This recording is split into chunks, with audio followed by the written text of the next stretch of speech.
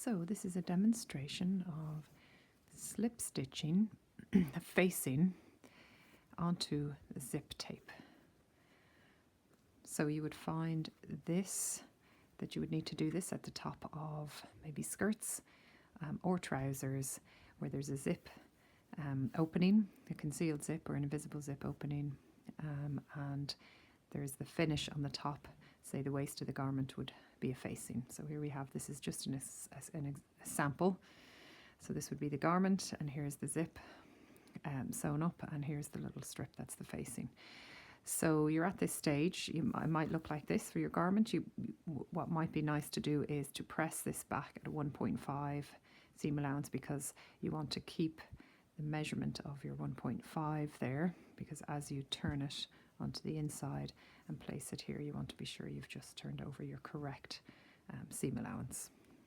Okay, so that might be helpful, or else just when you go to fold it over, use your measuring tape to measure that you folded over at 1.5. So I fold it over and then fold it back. So now we'd be coming for the inside view of the garment here, and it would look like that. Now what's important about facings when you're sewing them to the zip tape is that you actually keep the facing well away from the zip teeth. So here's the zip teeth along there, and you don't want your facing right up against it, because the zip will not be able to move freely up and down. So you actually want to keep the facing pulled back, maybe around the center of the zip tape is the best position for that.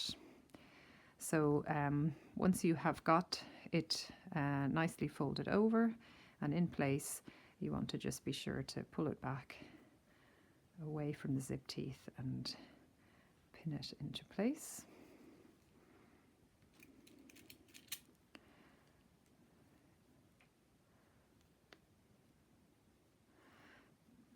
Okay, so maybe it's held in position like that. And now the appropriate stitch would be a hand-done slip stitch. Now you could, if you choose, you can come in with the machine from here. You can flip this out, and you could actually sew it up on the machine along here. Okay, it is a short little stitch. What I find though is that it's very blind when you're stitching it like that. You can't see how close you are, where you're sewing on the zip tape. And it's very easy to get a tuck. So I usually just slip stitch. I find it quicker. It's a shorter, it's a short little space, and sometimes the machining goes wrong. So this can be just a very quick hand stitch method. Okay, so you have your needle and thread. I've used a bright color thread for the purposes of this video, and so hopefully when you're doing your real garment, you would obviously use a matching thread color. Okay, so when you're doing the slip stitch, you have your thread. Notice that it is only a single thread there, and the length of the thread is just about up to the elbow. Okay, you don't want long threads. If you have long threads, when you're hand stitching, they will tangle up and drive you a bit mad. So keep your threads short enough. Okay, so first things first, you've got to start your hand stitch. So you have to knot it.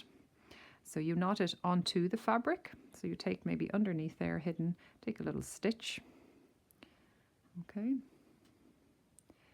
Pull through, and then basically you take a second stitch in roughly the same position, and when you take the second stitch, I can see the thread's kind of dangling up there a little, but what it's doing actually is creating a loop, and if you can see that loop, you can thread your needle through that loop. Okay, so when it does that, it knots onto the fabric. So that's a buttonhole loop. This is the excess thread that I'm just going to snip away, because it just continues to get in the way as we stitch.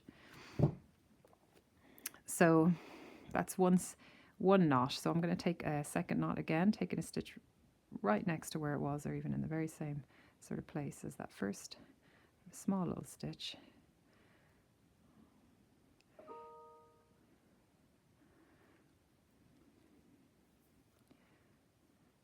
And as I pull it, it creates a loop again.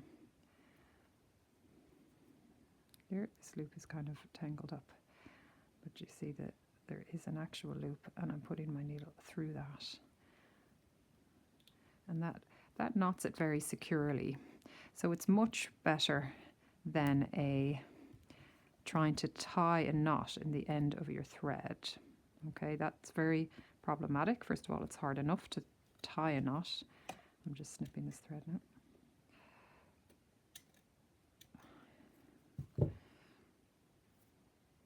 It's very hard to tie a knot in the end of thread, and also it pulls through fabric very easily. So what you want to do is knot onto the fabric. So I'm going back up here to be sure that I'm starting right in my corner. No, sorry, the thread just got caught around the needle there, or the pin, to say. Okay. So like that, if you're doing your knot or whatever, just choose location, maybe close to the edge, but you don't need to try and be knotting right in the very, very corner. You can always knot it like I did, and then, you know, sort of stitch back to your starting point. So now I'm in a comfortable starting position. I'm going to do what's called a slip stitch. So a slip stitch is also known as a castle stitch, because the stitching is going to go up through this top layer here, then straight back down through this zip tape, then straight back up through this facing again and down. So it ends up going in the shape of a castle. So I'm coming out from the facing there, so I'm going to take a stitch in the zip tape. So I'm not going through to the front. I'm really sure that I'm not, and I'm taking quite a small stitch, about 0.5 length. And when I come out from that stitch, I'm going straight above it, directly above it, and I'm taking about 0.5 stitch just on the curve of that facing where it folds. Okay, I'm going to leave the stitching loose for a few minutes so you can see it. So once it comes out there on that fold, I'm going directly below that into the zip tape. Again, making sure I don't come to the front. You can always check to see if you came through to the front. So I didn't, so I'm going to push through. I'm going to get rid of this pin now because it's in my way. Okay, so I'm leaving the stitching loose for the moment so you can see it. So now I'm going directly above that stitch, and I am taking a nice stitch here again on the curve of that facing, pulling through, and I'm going to go directly below it again. I'm conscious here to be in the middle of my zip tape and not be too close to the teeth of the zip.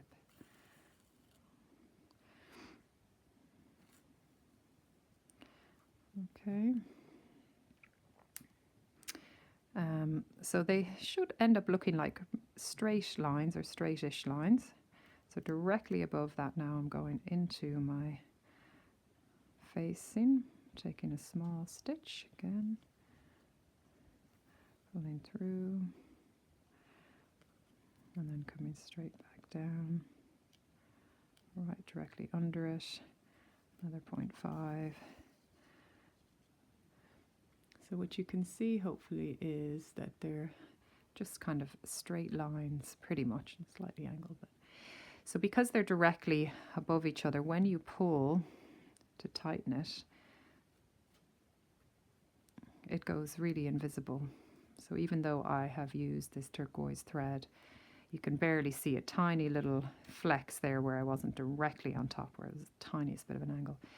But what's nice about this stitch is it's very strong. Number one, it's invisible on the front of the zip and on the back, so it's a lovely, you know, sort of discreet finish, but also it's very strong. So if you're to pull there, you know, it's held strongly. So you would just continue with this stitch all the way down to the bottom of the facing, and the facing would sit like that. Now naturally on your real garment, this piece here would be either overlocked as a finish, or it would have a bias binding, or be properly finished. So this is just a sample. Okay, so I'll continue the stitching here just the way down for the demonstration.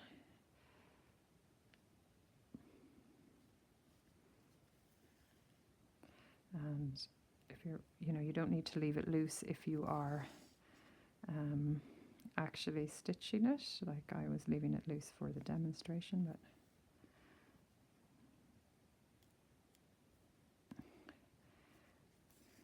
otherwise you can be pulling it as you go.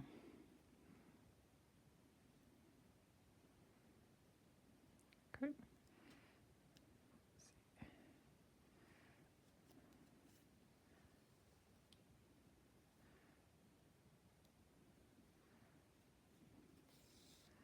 Alrighty, and then when you're finished, so there we have it,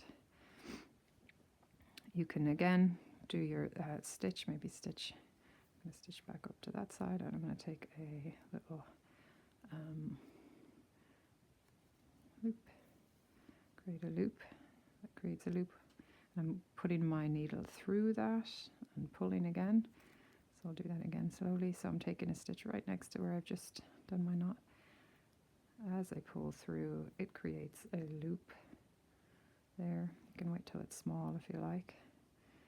Put your needle through, and that knots it to the fabric. So that's called a buttonhole stitch or knot. And then, you know, I've done it twice there. That's probably enough. You can do it a third time if you want. I'm in the practice of then stitching through and having the end of the thread kind of tucked away. That just makes sure that the end of the thread is tucked away, and then snip.